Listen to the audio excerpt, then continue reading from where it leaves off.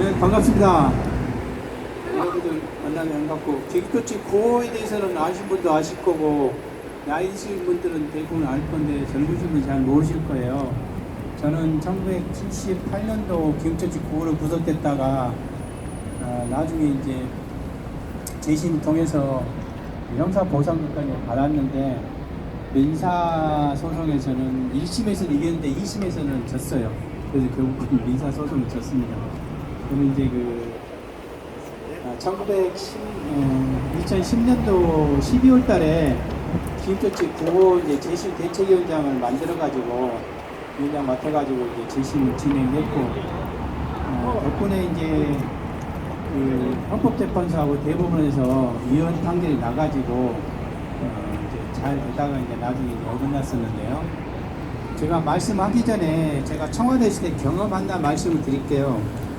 그리고 청와대 비서관 하면서 민원 비서관 했었는데, 제가 이제 여러 가지 민원을 많이 챙겼습니다. 그래서 각 부처에도 주로 이제 감사관이 민원을 담당했었는데, 고충 민원을 제가 쭉 숨진했었어요. 같이 서로 협조할 건 협조하고, 민원이 있으면 서로 저렇게 여러 가지 협조해서 좋게 하자. 그래서 쭉 이제 순방을 하고 다녔는데, 사실 법원도 제가 가보려고 그랬었거든요.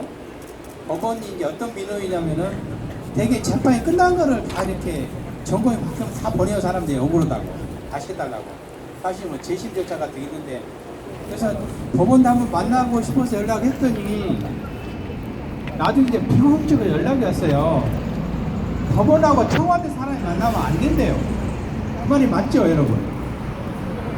그래서 나 생각 그 시험 못했었거든, 이 생각을.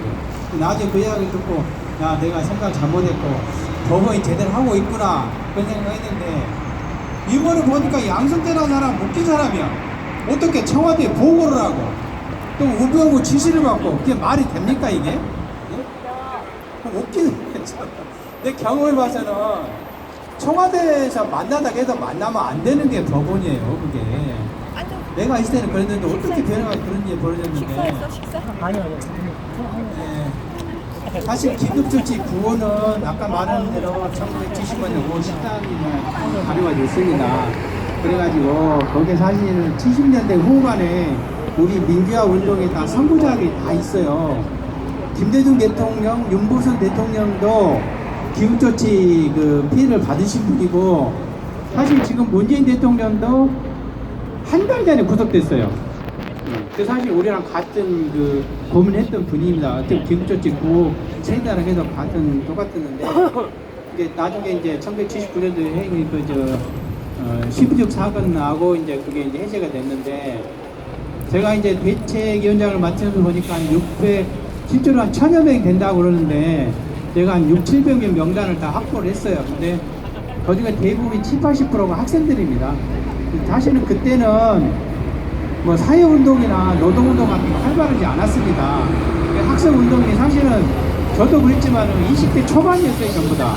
그래서 그때는 이제 자기 모든 것을 포기하고 그게 이제 했던 거예요, 그거를.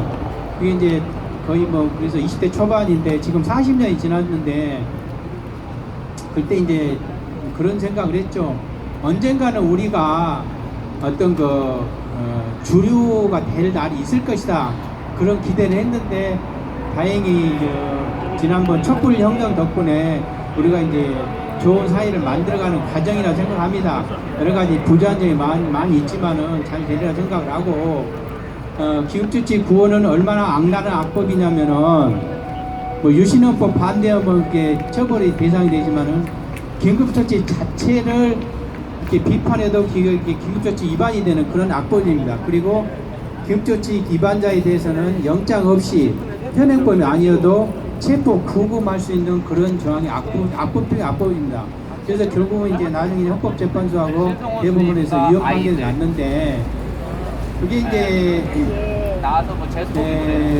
2014년 10월 달에 대법원 2부에서 이제 판결이 나는데, 그때 어떤 판결이 났냐면은, 당시 사법기관, 검찰하고 경찰이나 법원 이 사람들에 대해서는 국가배상 책임이 없다. 그러니까 이 사람들은 뭐 기급조치 구호 현행법에 의해서 한 거기 때문에 없다고 면죄부 중에 기급조치 대법원 2부 판결이고, 그 다음에 15년 3월 달에 진짜 웃긴 판결이 났는데, 그래서 우리는 이제 민도이나 법무부 덕수에서 이제 대통령 책임을 물어야 된다. 대통령이 기급조치를 잘못 판결했기 때문에 대통령 책임을 묻는 그걸 했는데, 대법원 상호 판결이 그렇게 난 거예요. 이거는 대통령의 박정희의 고도 통치라고 그래가지고 면죄를 줘버린 거예요. 그래가지고 그다음부터 이제 계속 하급심에서 기각이에요, 기각, 민사소송이. 근데 제가, 저는 어떤 판결을 받았냐면 1심을 얘기했는데, 그 사람이 참 1심 판사가 양심적인 판사였어요. 그래가지고 어떤 판결을 했냐면, 대법원 2부 판결을 인용하면서 이게 이제 우리가 고문에 의해서 또 그 체포 당시에 불법적으로 체포를 당했기 때문에 거기에 의해서 받은 진술서가 이게 무효다, 이게 증거 능력이 없다. 그래가지고 이제 1심 판결에서 그거를 인용을 했었어요. 우리가 이겼어요. 그래서 뭐 큰 돈은 아닌데 이제 좀 받았는데, 그리고 2심에서는 그 인정을 못 받고 결국 대법원까지 졌습니다. 그런데 재밌는 현상이 언론에도 났지만은 그때 이제 1심 그 판결에서 양심적인 판사들이 지방에서 그렇고 한 10여 건 이견 사건이 있었어요. 그러니까 나중에 이제 뭐 대법원에서 그 사람들을 뭐 판사들을 이제 징계한다는 그런 움직임이 있었다고 나중에 최근에 이제 언론 통해 들었는데, 그래서 계속 지니까 그 사람 우리 친구들이 그러더라고. 박근혜 정부 때는 어차피 안 되니까 재판을 연기하자 그랬어요. 그래가지고 우리가 변호사 통해서 연기 신청을 했는데 어떤 데는 받아준 데도 있고 안 받은 데는 계속 진행이 돼가지고 대법까지 끝난 데도 있고, 뭐 지금까지 진행 안 된 데도 좀 일부는 있습니다. 그런데 재밌는 게 뭐냐면은 작년 5월달하고 6월달에 대법원에서 이긴 사건이 2건이 나왔어요. 1심하고 2심에서 이겼는데 대부분 2심에서 다 졌습니다. 근데 2건만 이겼어요. 내가 알기로. 근데 그게 대법원에서 정권이 바뀌고 나서 5월달, 6월달에 2건, 4명, 12명, 16명이 민사소송에서 이긴 판결이 났습니다.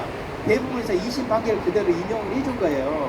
그러니까 역시 정권이 바뀌어서 그런 것도 나왔지 않느냐 그러는데, 하여튼 지금까지 민사소송에서 이긴 거는 2건 16명입니다. 나머지 수백 명은 적고 그런 상황인데, 저는 이제 이 긴급조치 문제는 어떤 문제가 있냐면은, 또 하나 우리가 양승태만 우리가 고발할 게 아니라 양승태와 같이 이제 부안해동했던 청와대, 우병우 민정수석이랄지 청와대도 같이 고발해야 생각하고, 또 하나는 뭐냐면은 법무부도 책임이 있습니다. 우리가 이제 재판을 하게 되면은 정부를 대표해서 이제 변호사들이 나와요. 법무부에서 변호사들을 고용해서 우리 재판을 한 거예요, 같이. 국가를 대표해서. 근데 그 사람들이 이제 하여튼 그 정부가 악랄하게 우리 사건을 이렇게 배상 안 해주려고 악랄하게 했습니다. 그래서 저는 여기서 말씀드리고 싶은 게, 양승태뿐만 아니라 그 당시 법무부도 나는 공동 정범이라고 생각합니다. 법무부나 청와대 직원들도 공동 정범이다. 양승태 공동 정범인 청와대 관련자, 그 법무부 관련자도 같이 처벌이 된다. 여러분 동의하시고 큰 박수로 좀 해주기 바랍니다. 이상입니다. 감사합니다.